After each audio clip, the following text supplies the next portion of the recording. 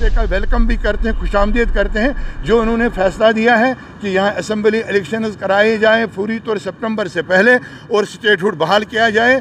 हम मरकज़ी सरकार से अपील करते हैं कि अब इस फैसले को इम्प्लीमेंट करने में वक्त ज़ाया न किया जाए। मौसम ठीक है, हालात जम्मू कश्मीर में ठीक है, असम्बली इलेक्शन आज भी कराए जा सकते हैं, तो ज़्यादा से ज़्यादा मार्च अप्रैल तक होने चाहिए और स्टेटहुड को पूरी तौर बहाल किया जाए। हम सुप्रीम कोर्ट के इन दो फैसलों के लिए हम उनका शुक्रिया। अच्छी बात है कि अब पार्लियामेंट में हम मिनिस्टर साहब ने, प्राइम मिनिस्टर साहब ने पहले भी कहा था कि हम आपको स्टेटहुड वापस देंगे।